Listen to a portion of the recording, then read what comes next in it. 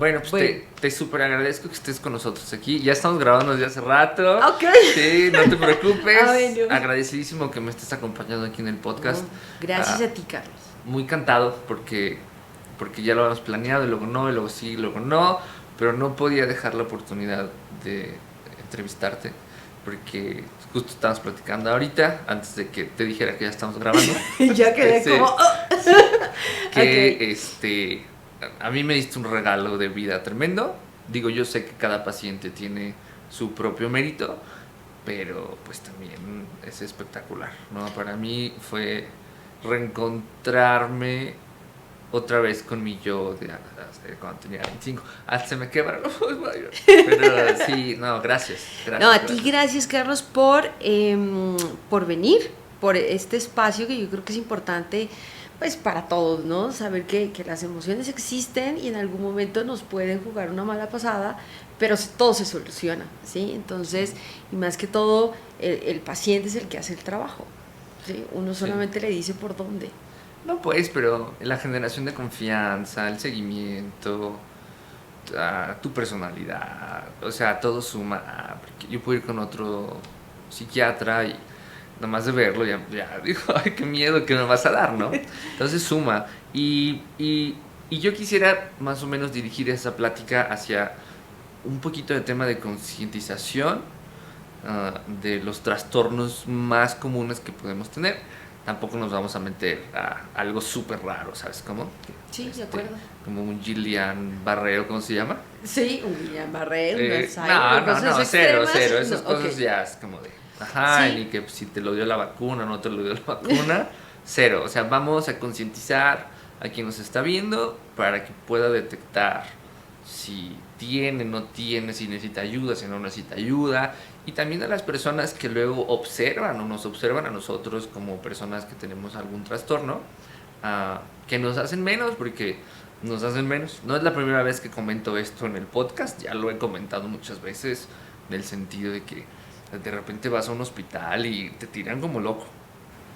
Sí, yo creo que ese término ese es el que menos debemos de usar porque es muy estigmatizante, porque justamente yo les digo a mis pacientes, anteriormente nadie sabía nada de la parte de la neurología emocional, ¿sí? Entonces, si veías, por ejemplo, anteriormente a un paciente con epilepsia, ¿sí? Hace unos cuantos años atrás, lo primero que decían era, está poseído por el demonio. Claro, ¿sí? Totalmente. Si veías a un paciente con esquizofrenia, está poseído por alguien. Sí. Actualmente, afortunadamente, entendemos que no estamos poseídos ni endemoniados por nadie, ¿sí? Simplemente tenemos un trastorno emocional, ¿sí? Así como todo se altera en nuestro sistema, se daña nuestro corazón, se daña nuestro hígado, pues nuestras emociones también se pueden enfermar, claro. ¿sí? Y a todos nos va a pasar. Y es normal que en algún momento nuestra tristeza, ¿sí? pueda enfermarse y convertirse en un episodio depresivo, o nuestro miedo y nuestra ansiedad pueda convertirse en un trastorno de ansiedad y frenar tu vida, ¿sí? Entonces eso es normal y afortunadamente es pasajero. Y todo pasa, claro, digo, y me voy a poner un poquito de ejemplo. Para mí es que, sí, o sea, no les voy a decir como cuánto tiempo pasó, pero pasó. Y uno recupera su vida, porque luego hay personas que te dicen, no tienes nada. Sí. ¿Sabes? Y no tienes nada, y no pasa nada, y esto, y la verdad es que, pues sí pasa, sí tienes, sí te inhabilita. Exacto. Entonces mira que aparte del estigma, que ese es un gran punto negativo para consultar cuando uno se siente mal, es todo está normal. ¿sí? Ay, esto no es nada, échale ganas, ¿no? Ajá, frase tremendamente mala, el échale ganas. Entonces, el descubrir, ¿sí? Sobre todo que esto nos puede pasar y es normal, ¿sí? Tiene tratamiento y entre más rápido te trates, más retornas a tu vida normal y el sufrimiento va a disminuir. Entonces aquí la idea es que todos sepamos que esto nos va a pasar a todos, ¿sí? La ansiedad, la depresión pausa nuestra vida, ¿sí? Y esa pausa se va a prolongar entre mayor desconocimiento tengamos. Claro, totalmente. Digo, obviamente ya todos notaron el acento de la doctora. Antes de irnos a un poquito y enfocarnos a cada trastorno que tengo más o menos en la mente que te quiero platicar, Cuéntanos un pin de por qué estás aquí en México.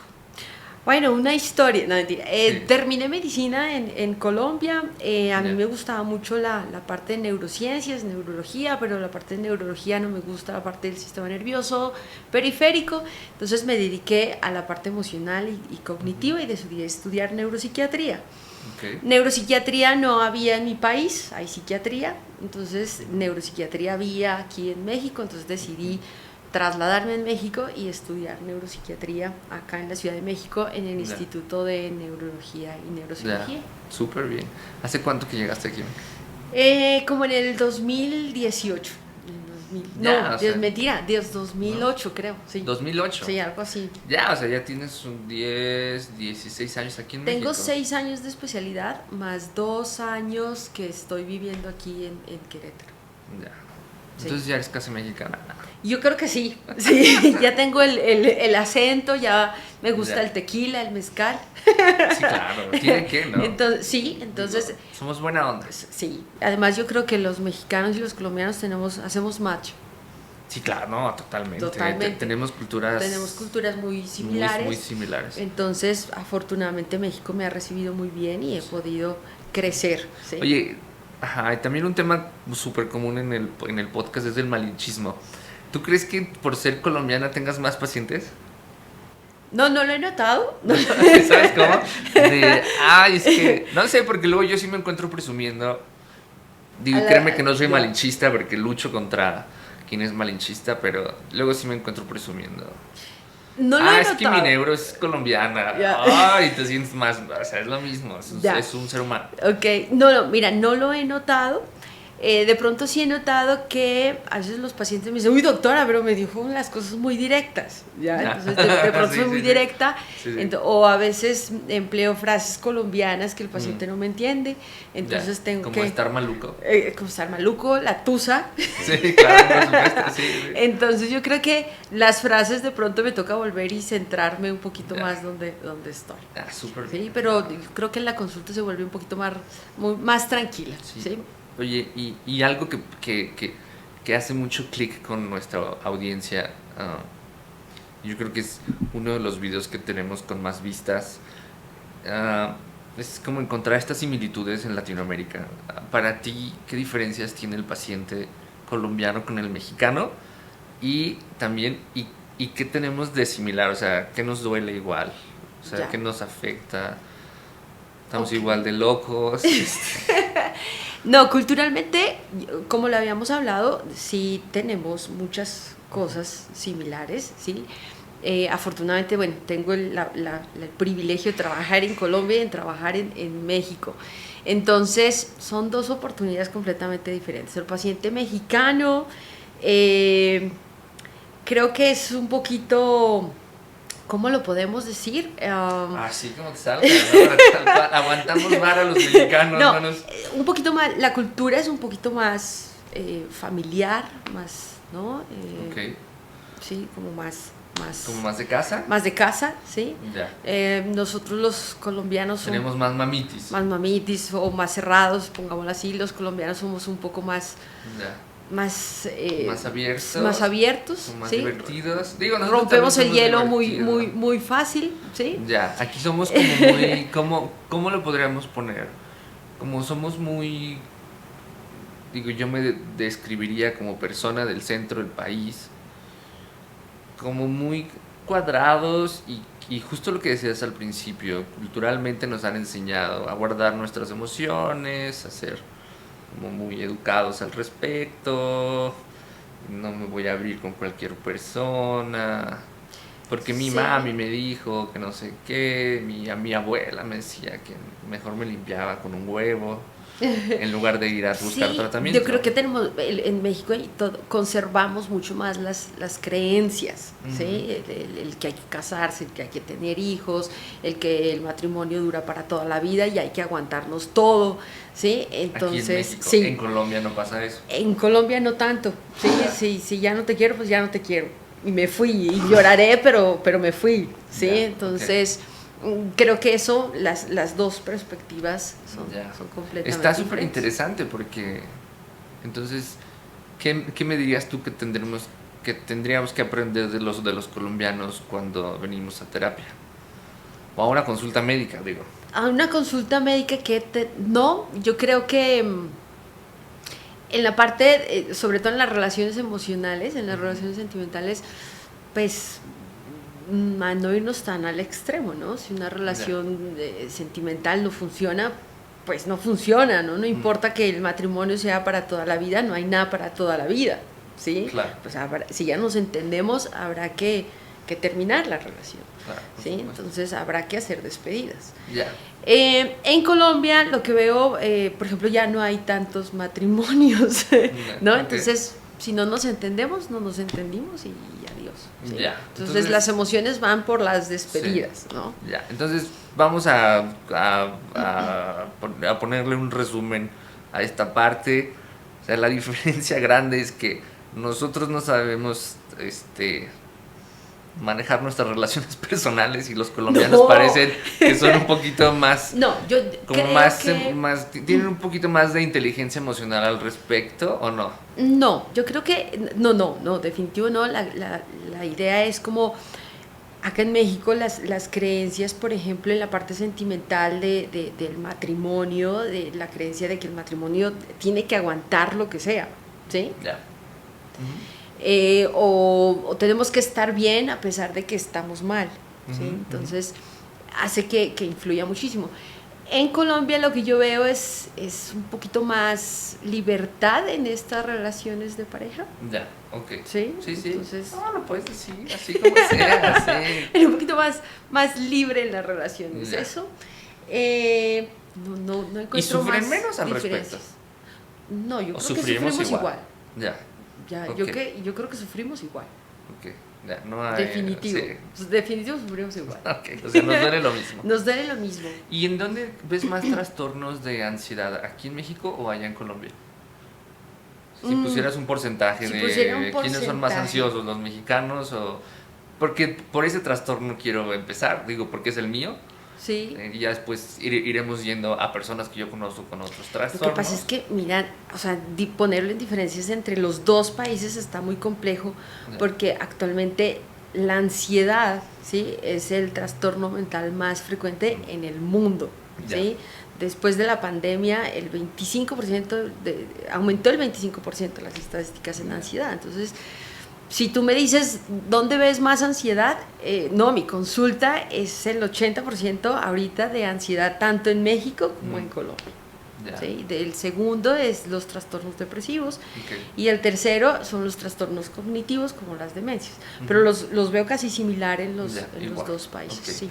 Digo, y empezando por mí, luego yo me pongo de ejemplo. Ahora entrevisté a una chica argentina y me puse yo como ejemplo, y al final de la entrevista, perdóname Julieta, me dijo, ¿es en serio lo que me platicaste o te lo estabas inventando?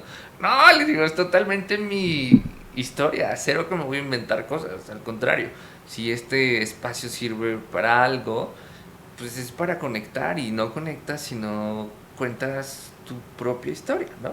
Entonces, como para entrar al tema de la ansiedad, yo tuve un episodio de ansiedad 2017 finales. Para quien me conoció fue súper evidente, o a lo mejor no fue tan evidente como yo pensaba, ¿sí?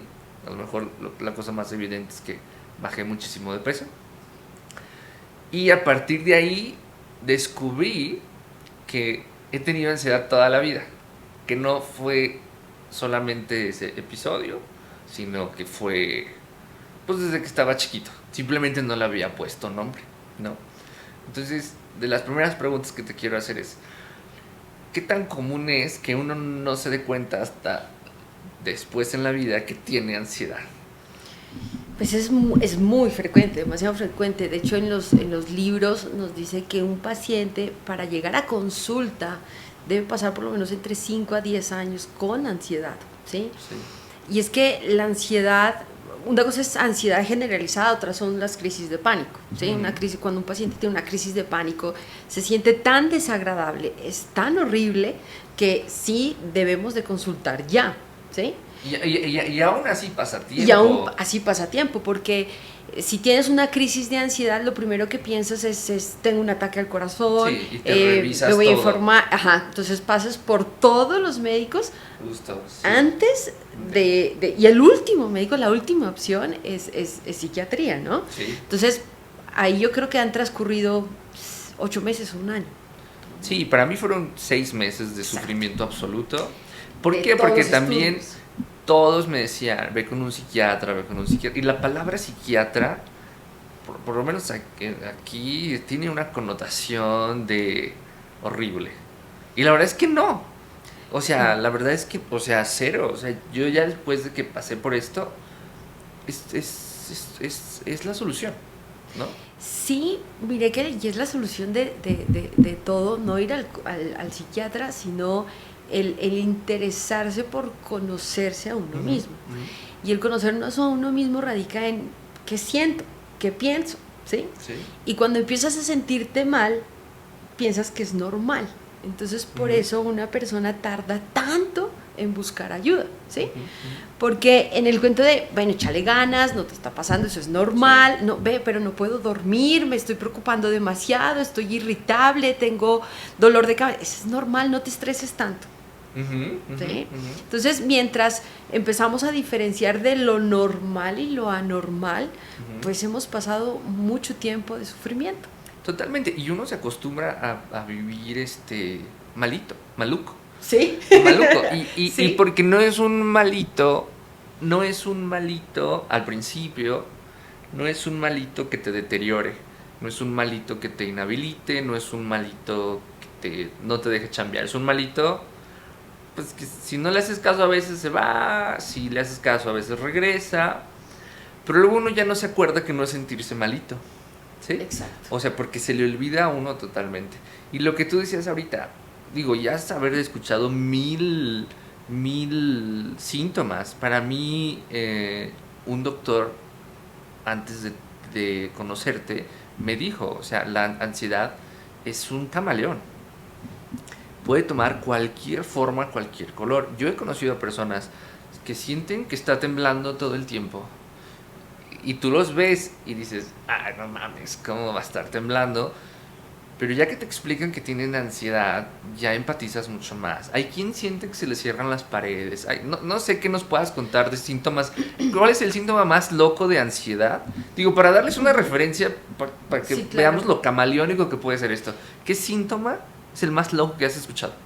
Bueno, definitivamente el trastorno de ansiedad sí tiene muchísimas caras, ¿sí? Por eso es tan difícil que el paciente acepte su diagnóstico. Por ejemplo, hay pacientes con dolores extremos, ¿sí? Contracturas musculares, gastritis, colon irritable, ¿sí? Temblor esencial, ¿no? O hay otros síntomas que son también muy diferentes que se llaman los trastornos neurológicos funcionales, que tienen movimientos extraños o eventos como crisis no epilépticas, como convulsiones, que también puede estar relacionadas con la parte emocional. Entonces, cuando le decimos al paciente, bueno, el paciente llega con múltiples dolores, gastritis, colon irritable, ¿cómo está? Bien, bien, pero creo que tiene ansiedad. No, doctora, la que tiene ansiedad es usted. ¿Literal que te han dicho así? Sí, hay pacientes que sí se han molestado con el diagnóstico, porque ellos están buscando un diagnóstico más estructural, ¿no? Más tengo un daño en los músculos, en huesos, etcétera. Pero cuando hablamos de la parte emocional, ¿sí? Siempre genera cierto grado de resistencia, ¿sí? Claro. Porque siempre estamos negados a entender de que sí las emociones en algún momento se pueden enfermar. Totalmente. ¿Sí? Entonces sí, lo más la ansiedad tiene muchos casos, sí. Definitivo, ¿sí? Hay pacientes que, o sea, que no te ha llegado a alguien que dice, es que siento que no tengo mi mano. Sí, claro. Entonces, por ejemplo, parte de la ansiedad hay síntomas que se llaman desrealización, ¿sí? Que sientes que esta realidad no es tuya, ¿no? O despersonalización, donde en ese momento sientes que tú no eres tú, ¿sí? O sientes cómo las imágenes se distorsionan en una crisis de ansiedad. Entonces, claro. Definitivo, hay muchos síntomas que uno los ve como irreales, pero para el paciente son reales y los está sintiendo y están asociados con la ansiedad. Sí, totalmente. Y, y entonces cuando yo me doy cuenta, bueno, no, es que ni siquiera me di cuenta, o sea, para mí fue un ataque de pánico tremendo. Y llego al hospital y un médico general, digo, quienes son doctores con especialidad, he visto que dicen, ¿quién te atendió? Un médico general. Oh. Dices, bueno, pues esos tienen su mérito, pero el médico general me dice, tienes un ataque de ansiedad y de pánico de libro. Es la primera vez que escuchaba yo el término ataque de pánico y ansiedad. Y que me dijera de libro fue ofensivo, o sea, dije, entonces soy un número más, soy pues una vaca, ¿no? O sea, mu, mu. Todavía hasta el día de hoy tengo donde me rasuraron para como un buen recuerdo de vida. Nunca me volvió a crecer el pelo, me pusieron como las cositas para ver no sé qué, ni me dio medicamento, me mandó a mi casa y me dijo, pues, chingas a tu madre, ¿no? Perdóname. No te estás infartando, no es importante. Justo, ajá, le restó importancia tremenda. De ahí para mí fue como un camino sinuoso, pero ¿qué opinas al respecto de ese primer acercamiento de un médico hacia la ansiedad? Porque hoy todavía, a lo mejor no la semana pasada, pero hoy todavía escucho a amigos o conocidos que tienen ataques de pánico y ansiedad, terminan en el hospital y los mandan a su casa. Yo creo, a mi punto de vista muy personal, peor. Sí, desafortunadamente yo creo que la falta de empatía que nosotros tenemos ante estos trastornos hace que el paciente se sienta más vulnerado y estigmatizado, ¿sí? Porque definitivamente el ataque de ansiedad puede que no te lleve a la muerte, ¿sí? Pero en ese momento que tú estás en un ataque de ansiedad, literal sientes que te vas a morir, sientes que te vas a infartar y sientes que incluso vas a perder la razón, ¿sí? Porque un ataque de ansiedad es muy desagradable. Cuando entendemos que el ataque de ansiedad es igual de desagradable en ese momento que tener un infarto o una angina, ¿sí? Tal vez le vas a dar la importancia. En español, una angina de pecho. Es que te duele el pecho. Sí. Entonces. Que luego vas a decir prurito y vamos a empezar a hablar en México. No. Entonces, cuando tengas un infarto del corazón, pues, sí, o sea, es igual. Las sensaciones son muy iguales y cuando nosotros entendemos que el paciente está sufriendo, ¿sí? Pues vamos a ser más empáticos y a validar esos síntomas, ¿sí? Y tal vez ese acercamiento nos ayude a que el paciente tenga más concientización de sus síntomas y busque ayuda pronto. Sí, y a lo mejor, oye, yo como doctor familiar, como doctor médico general o como urgenciólogo, pues no tengo el conocimiento para tratar esto, pero así para la comunidad médica, pues tantita empatía porque sí le estamos batallando, ¿no? Sí. Yo llegué a ir con un cardiólogo, si me ve sabe perfecto quién es, y lo amo y lo adoro, es esposo de la mejor amiga de mi mamá, pero pues también cero empatía, o sea, es como de, ¿sí viste la sala de qué está llena? Y yo, ¿de personas? No, dice, de viejitos. Y yo, o sea, no tengo nada. No, pues ya sé que no tengo nada, pero ven que me digas, o sea, como que algo más, ¿sabes cómo? Y cero, o sea, yo me iba del cardiólogo peor, sí, pero no tenía nada en el corazón, porque exacto, mi dolor o sea, del no pecho tenías era nada en el cero. corazón, pero igual estaba sufriendo. Totalmente, ¿no? Y mi taquicardia, ¿quién me la quita? Y mi, exacto. O sea, y mi falta de aire, y mi desesperación, y mi sudoración, ¿quién me la quita? O sea, y la decisión del doctor muy asertiva fue, ni te voy a decir qué se siente, ni te voy a decir nada de los síntomas de nada, porque si no, lo vas a empezar a somatizar, ¿no? Lo que pasa es que bueno, ese término, mucha gente cree que uno se inventa lo que siente. Pero no. Entonces, a veces llego y, tiene ansiedad, se está inventando, ¿no? A veces llego en una interconsulta, se está inventando. No, se está inventando, se está sufriendo. ¿Sí? Entonces, el término somatización no me cae muy bien, porque mucha gente lo entiende como se está inventando el síntoma. Ya. Y yo creo que nadie le gusta sufrir, y mucho menos inventarse el sufrimiento. Sí, porque todos los días todos batallamos en cómo sufrir menos. ¿sí? Entonces tú no vas a ir a un médico por fingir estar mal, ¿sí? Entonces, y es ahí donde están los trastornos afectivos, ¿sí? Entonces, efectivamente, tú sí estás sufriendo. De pronto, afortunadamente no tienes nada estructural en tu corazón, ¿sí? Pero tu funcionamiento de tus estructuras que procesan las emociones no están bien y eso te está haciendo sufrir. Totalmente. Y él me enseñó, el cardiólogo, me enseñó otro término que me dijo, tú tienes el síndrome de la vaca blanca. Y yo, ¿cómo de la vaca blanca? No, dice, de la bata blanca. Y yo, pues también, ¿no? O sea, claro, por supuesto. Imagínate todo el recorrido médico que he hecho, alguien se podrá relacionar con esto. Obviamente ya me da miedo ir con un doctor, porque no sé qué respuesta esperar, no sé si esperar una respuesta positiva o no sé qué me va a tranquilizar, ¿no? Te lo estoy contando, no mi yo de hoy, sino mi yo anterior, claro, para que nos relacionemos con alguien que está pasando con esto, pero claro que desarrollas ese síndrome, o no sé qué sea. O sí, bueno, lo que pasa es que aquí todo es madres, ¿no? Es que todo es una cadena de eventos desafortunados. Y ya tienes la presión alta, no es cierto, o sea, nomás no, es un reflejo, porque como estoy ansioso, mi cortisol aumenta, mi adrenalina aumenta, entonces mi corazón late más rápido, mi tensión arterial aumenta, y además que estoy ansioso, y como estoy ansioso estoy preocupado, ¿sí?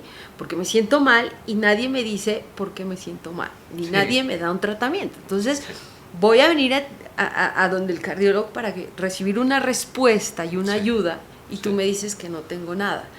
Entonces cuando... dice, no, dime que tengo algo, por favor, dame una solución. Entonces, efectivamente, cuando el paciente llega a la consulta a neuropsiquiatría, pues llega, de hecho, ya muy desesperado, muy molesto con nosotros, con el personal médico, porque está sufriendo y no ha recibido un tratamiento. Sí, claro, ¿sí? Por supuesto. Y han generado duda en lo que sientes. Sí, pues sí estás enfermo, ¿sí? Entonces, esa sensación de nadie me cree y nadie me está dando ayuda, pues llega el paciente muy molesto también. Sí, totalmente. ¿Sí? Y algo que pasó para mí de catarsis, digo, yo sé que no es para todos, pero para mí fue que el doctor me mandó a hacer una ecomiografía, un ecocardiograma. Ándale, esa cosa. Y la doctora que me atendió, muy bonita, había comprado el software donde se veía color. Sí. Que me dijo, mira, voy a estrenar contigo donde se vea color.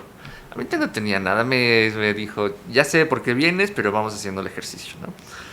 Y fue una catarsis porque vi mi corazón en vivo.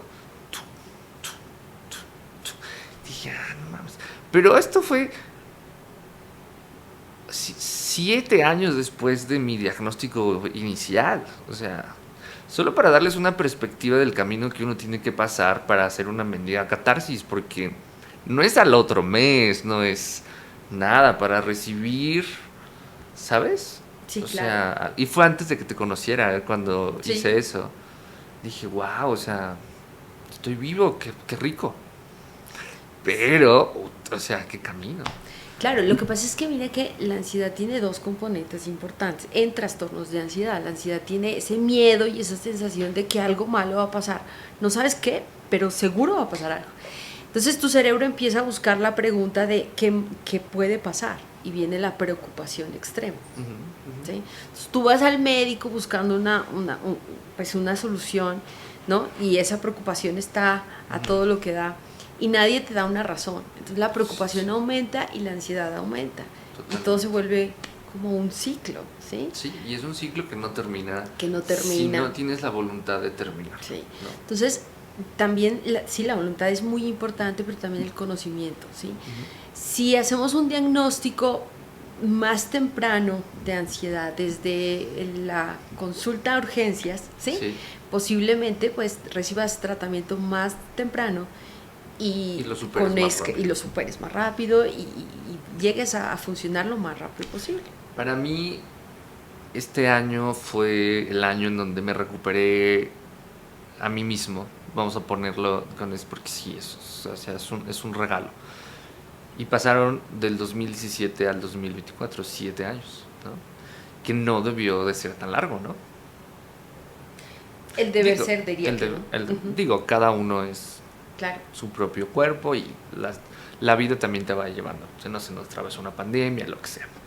Pero luego hay personas, y van a decir, porque siempre digo que mis primos, tengo como 70, entonces es otro primo. Una de mis primas tiene la mala costumbre de empezar un tratamiento y no terminarlo. ¿Sí? Y es una prima, para mí es una prima hermana muy, muy querida. Y siempre le digo, oye Jacqueline, termina tu tratamiento. ¿Sí? O sea, termina tu tratamiento. No, es que ya me siento bien. Entonces, no hay pedo. Y termina regresando mal. Y me ve y me abraza y es muy empática. Y yo la veo, soy muy empático para su padecimiento, que también tiene un trastorno. Pero no es la única, o sea, escucho muchas historias igual. ¿Para ti qué tan común es esto de las personas que dejan su tratamiento a medias? ¿Y cuál sería, solamente el consejo es terminarlo, pero qué les dirías para decir, oye, ¿sabes qué? No, o sea, Google no es tu solución. Ya. Pues mira, lo que pasa es que en todos los trastornos afectivos, ¿sí? El trastorno afectivo siempre tiene su emoción y su pensamiento, ¿sí? Las emociones nacen de lo que pensamos. Entonces, cuando tratamos, por ejemplo, en ansiedad, la emoción es el miedo, ¿sí? Y el pensamiento es la preocupación y el pensamiento catastrófico. Los medicamentos nos ayudan a manejar los síntomas físicos, la emoción, ¿sí? Pero también tenemos que controlar lo que pensamos. Sí, de acuerdo. O sea, no nos sirve solamente el medicamento, nos sirve también controlar nuestra manera de pensar. Por eso los pacientes mejoran, ¿sí? Cuando reciben un tratamiento conjunto de medicación y terapia. ¿Sí? Porque necesitas aprender a conocerte y a saber cómo vas a reaccionar en una situación difícil. ¿Sí? Los pacientes no mejoran porque esperan que la solución esté en un medicamento solamente. Sí. ¿Sí? Pero tu manera de pensar seguirá siendo la misma, entonces no vas a mejorar. ¿Sí? Sí. Tiene que haber un cambio en tu conducta, claro. ¿Sí? En tu cambio de pensar. Y efectivamente, en mis pacientes es muy frecuente de, como ya me siento bien, doctora, yo ya bajé el medicamento. ¿Sí? Entonces, tendrás un alto porcentaje de recaída en los síntomas. ¿Sí? ¿Por qué? Porque el medicamento te ayuda a los síntomas físicos. ¿Sí? Y ese medicamento tiene un tiempo establecido para quitarlo y lo iremos quitando con calma. ¿Sí? Si tú lo quitas, pues vas a recaer. ¿Sí? Claro. Y la recaída siempre va a ser más difícil de tratar y más difícil de superar los síntomas. ¿Sí? Ya, porque viene más fuerte. Viene más fuerte. Ya. Y se tarda mucho más en tratarlo. ¿Y se vuelve crónico? Podemos decirlo de una u otra manera. Y si tú te resistes a hacer terapia y resistes a hacer un cambio en tu vida, pues el tratamiento no es que no sirva, ¿sí? Es que lo estás haciendo incompleto. Porque pareciera también que luego le echan la culpa al médico. También otras historias que yo he escuchado, es que mi doctor no me está dando lo correcto. Y tal vez sí, y tal vez en muchos casos, tal vez tu médico no te está dando lo correcto. Entonces abandonas a ese médico, pero te cuesta trabajo buscar a otro médico, sí, ¿no? Sí. O sea, y la verdad es que y me acuerdo mucho de lo que me dijo el doctor Nares cuando lo vi, quien fue quien me recomendó contigo. Me dijo, es que a ver, es una vitrina llena de medicamentos, a ver cuál va a ser el tuyo, ¿sí? O sea, no va a ser el primero, no va a ser el segundo, no va a ser el tercero, tal vez sí, tal vez le atines, pero pues para mí, o sea, pues es que hay que volver a intentarlo, ¿no? O sea, si no te fue bien y te sigues sintiendo mal, pues no es el único médico en el mundo. No es el único médico y la vida no solo tiene una solución, hay muchas soluciones. Si esa no resulta, hay que buscar otra, ¿sí? Y uno de los fracasos en el tratamiento puede ser un mal diagnóstico. Esa es una de las principales. Entonces, siempre, si no está funcionando algo, retrocede y revisa qué está pasando, ¿sí? O no le estás dando el medicamento correcto, o no estás haciendo un buen diagnóstico, ¿sí? O el paciente se resiste a creer en ese diagnóstico. O sea, hay un sinfín de posibilidades de por qué un paciente no mejora, ¿sí? Y creo que una de las últimas es el medicamento, ¿sí? Okay. El paciente cree que es la primera opción. Es que el medicamento es malo, no me sirve y por eso lo dejé. Okay. No, esa es la última opción. El diagnóstico está mal. El diagnóstico está mal, o tú no lo estás tomando de manera correcta, pero no es el medicamento, ¿sí? Claro. Y ahí viene, siempre le digo a los pacientes, o sea, el pobre medicamento es el que lleva, ¿sí?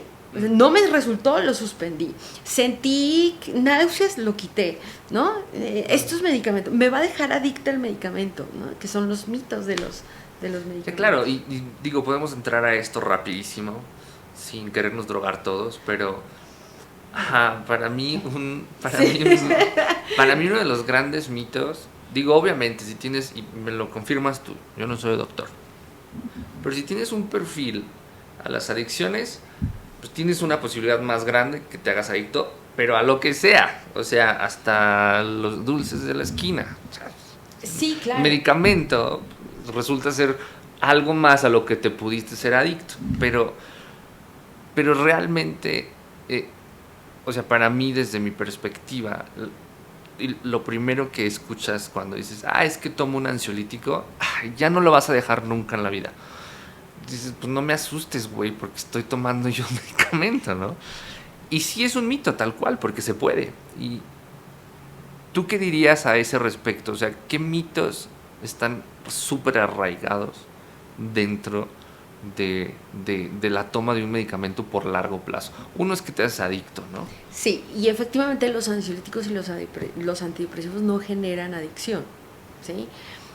Las benzodiazepinas, como el clonazepam, tienen muy mala fama, y es porque la gente abusa del medicamento, ¿sí? O sea, tú no te tomas 2 miligramos y te volviste adicto, ¿sí?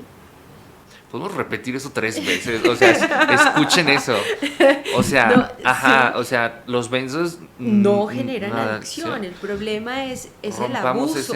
Exactamente. ¿Sí? La gente, el médico transcribe tomar una tableta al día por 3 meses y el paciente terminó tomando 3 tabletas al día por 10 años y cada vez que se sentía ansioso tomaba más y más y más. Entonces ese es un abuso, ¿sí? La prescripción no estaba dada para eso, porque las benzodiazepinas son buenas, ¿sí? Nos ayudan mucho, ¿sí? Con una prescripción adecuada, y es un medicamento que usamos a corto plazo, claro, y usamos a corto plazo mientras nosotros te vamos a enseñar a cómo manejar tu ansiedad y cómo manejar las situaciones adversas de tu vida, ¿sí? Siempre les digo a mis pacientes, a mis amigos y a todo el mundo, el sufrimiento es inevitable. Sí, 100%. Todos vamos a sufrir, ¿sí? Tu neuropsiquiatra sufre, ¿sí? Lo que sí hacemos es tener y construir estrategias para que ese sufrimiento sea lo mínimo posible. Pero tú y yo sufrimos todos los días por algo. Digo, me acabas de decir antes de que empezáramos a grabar, o sea, a ver, y encuentras una solución. Se me hizo muy curioso que tu marido escucha un comentario de Andrés Manuel López Obrador y le dices, ponte los audífonos. Encontraste una solución para no sufrir, ¿sí? Sí. Conductual, ¿no? Exacto. Pero todos sufrimos, o sea, todos todos decimos, esto no me gusta, no voy a dejar que me afecte por... Exacto. Pero, a ver, otra vez, podemos repetirlas. Los benzos no son adictivos, no, el problema es el abuso. Ajá, sí, y si tienes un trastorno, o sea, el mito de que te tomas uno y ya valiste madre para toda la vida es la cosa más estúpida que hay. No. Entonces aquí el problema, ¿sí? Uno es el abuso, 2 es las pocas estrategias que tenemos para manejar el sufrimiento, ¿sí? Porque los pacientes o cualquier persona ve que el clonazepam lo calma, entonces tienes un problema, ¿qué es lo primero que haces? Vámonos, la mitad de la botella. Digo, sin agraviar, yo conozco a alguien, digo, hace unos años no entendí hasta que, pero le echaba gotitas, que pues era clona, a la copa de vino blanco. Entonces ya al rato ya no podía hablar. Hay que flojera Sí, platicar claro. contigo, pero pues seguramente estaba cubriendo Exacto, como evitando sus evitando emociones, todo, ¿no?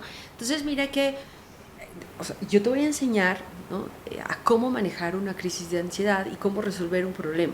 Sin Lo caer en primero la que, copa sin de caer vino en con el clonazepam. exceso de clonazepam, simplemente te voy a enseñar a que pares, respires, busques soluciones y si no las encuentras o estás sufriendo, pues tu última opción va a ser un clonazepam. Pero lo primero que vas a hacer es reconocer la situación, reconocer cómo te estás sintiendo y buscar una solución. Totalmente de ¿Sí? acuerdo. Entonces por eso la gente abusa del medicamento. Sí. Y así como para darle un porcentaje realista, o sea, del 100% de las personas que toman un benzo, sé qué porcentaje realmente por tener problemas o sea, anteriores a tomar el benzo se hacen adictos. Un 5%, 2%. Sí, yo creo que desde un 0,5%, yo Ya. creo que en mi consulta han no sido es nada, pacientes, no sé, yo creo que tengo 3 pacientes, 5 pacientes máximo que no he podido quitarles las benzodiazepinas porque llevan años con el medicamento, ¿sí? Y porque son pacientes pues ya muy grandes de edad, que es muy complejo decirle, señora, vamos a resolver esos problemas, ¿sí? Y vamos a respirar, ¿no? Cuando ya no... Pues, ya lo tiene más como algo exacto, conductual. Exacto. Pareciera Sí. digo, yo no quiero decir que sea una cosa de placebo, pero ya se va acercando más a una conducta que a Claro, un, de que a un hecho, efecto, que a un efecto puro de farmacológico, ajá. ¿no? Sí, de hecho, por ejemplo, es una conducta aprendida automática, ¿no? Y, de hecho, muchos pacientes me dicen, bueno, es que me tomé la gotita por si me iba a dar la ansiedad. Claro, por supuesto, ¿Sí? ¿no? Es Entonces, preventivo. No, es preventivo. No, el clonazepam no es preventivo, ¿no? Pero Eso entonces lo vas mira aprendiendo que, exacto, con el tiempo. con el tiempo nosotros... Pero si no lo enfrentas, tampoco lo aprendes. Claro. Y viene mucho con lo que dices de el sufrimiento. O Sí, sea, a ver, evitamos sufrir. sí, a ver, y tampoco te vas a morir y tampoco vas a sufrir como sufrías antes. Digo, para los que ya pasamos sufrimiento duro, por ejemplo, yo tengo una cirugía en mi columna, entonces ya cualquier dolor me vale 3 cacahuates porque un dolor de médula espinal es... Digo, no sé qué es estar embarazado, pero alguna vez hicimos un ejercicio con alguien y más o menos está en el nivel de que te toque como tu músculo, una Sí, claro. cosa a una edad temprana en donde tienes tu líquido radial, no sé cómo se llame. Cefalorraquídeo. ¿A madres? No, es una cosa Lo que brutal. pasa es que mira que el sufrimiento, así como el dolor, es relativo. Totalmente. Entonces, pasas por algo duro, ajá. Lo mismo con la ansiedad. O sea, y se lo digo a alguien que ha pasado por esto y ya estás en tratamiento, me cae que no vas a regresar a sentir lo mismo que sentías antes. Ah, claro. Entonces eso te da la chance, yo así lo siento, así lo pienso, te da chance de jugarle a valiente y decir, voy a dar un paso más porque traigo protección y descubres que no hay nada del otro lado. Nada, Y ahí para mí es donde vas avanzando. O sea, sí, vas haciendo pasitos chiquitos con mucho miedo, con poquito sufrimiento, pero dices, pues ya no pasó nada. Ahora vamos por algo más grande, ¿no? Sí, de acuerdo. Lo que pasa es ahí también nosotros tenemos la responsabilidad como médicos es de ir enseñándote a ti qué va a pasar. ¿Sí? Oye, primero vamos a respirar, segundo vamos a hacer esto, vamos a afrontar el miedo y te aseguro que si afrontas el miedo se va a ir. ¿Sí? ¿Y se va? Y se va. ¿Sí? Entonces, simplemente, bueno, no simplemente, sino es estar abiertos a todo este proceso, porque tratar la ansiedad lleva tiempo y lleva un proceso. No es que tú llegues a la consulta, te receto y tu vida se solucionó. No, esto lleva un tiempo, ¿sí? Entonces, digo, y todos quisiéramos que con 2 pastillas ya, gracias, la vida esté como un dolor de cabeza, ¿no? Sí, claro. Y obviamente no va a gustar. La neuropsiquiatra también se las tomaría, pero sí. Llevar el bienestar a tu vida lleva un tiempo y lleva un trabajo. ¿Sí? Si sacar bíceps lleva un tiempo, entonces imagínate cuánto lleva buscar el bienestar emocional. Totalmente. ¿qué, qué dirías que, digo, ya esto ya es mero cosa, no hipotética, pero un poquito más complicado y más raro? O sea, ¿qué sigue después de un trastorno de ansiedad no tratado? Esquizofrenia, bipolaridad. O sea, hay una evolución de... No, no. La ansiedad no pasa a esquizofrenia, ¿no? Sí puede haber estos pensamientos paranoides, pero no evoluciona o no cambia de trastorno. Yeah. Sí, efectivamente hay pacientes que tienen mayores factores de riesgos, pero no. Y actualmente se sabe que los trastornos afectivos, principalmente depresión no tratada, es un gran factor de riesgo para enfermedad de Alzheimer a mayor edad. ¿Sí? Wow. Entonces, ¿por qué? Porque estar ansioso, tener ansiedad o tener depresión tiene muchos mecanismos, ¿sí? Ahí falla la neuroinflamación, falla tu eje hormonal, pasan muchos cambios en tu cerebro. Entonces, la ansiedad y la depresión no tratada ya definitivamente es un gran factor de riesgo prevenible para enfermedad de Alzheimer. Porque también te especializas un poco en Alzheimer, ¿no? Sí, efectivamente me dedico a ver pacientes con deterioro cognitivo, Alzheimer y claro. demás. ¿Qué tanto de esta ansiedad que padecemos hoy todos, y que está generalizado, y que es una mini pandemia que nadie dice que es, pero es autoprovocada porque yo creo que estamos demasiado estimulados de todos lados? ¿Qué tanto de esto, porque también no sé si es mito o realidad, es heredada? O sea, mi mamá es ansiosa, yo soy ansioso. O hay alguna teoría que dice, de ciertos años, si pasas por estas situaciones en tu infancia, es muy seguro que tengas... Porque yo lo detecto en mí, pero quiero escucharte antes de... Los trastornos afectivos, como los trastornos mentales, tienen muchas causas, ¿sí? O sea, no hay una causa directa, ¿sí? Entonces, factores ambientales, factores de heredabilidad, factores cognitivos, ¿sí? Las memorias traumáticas de situaciones vividas, todo eso lleva a un conjunto de ansiedad.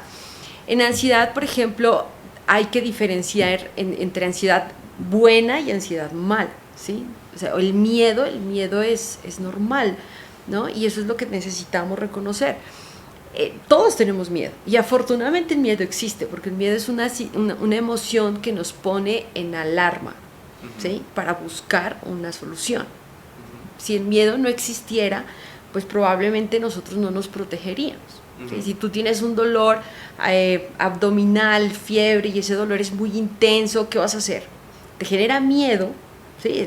El tener algo grave y hace que tú acudas a un médico. Si ese miedo no existiera, pues el dolor se queda ahí y morirías muy fácil, ¿sí? Entonces, ese miedo que hace que nosotros vayamos más allá y nos protejamos es normal, y lo vamos a tener y lo vamos a sentir todos, ¿sí?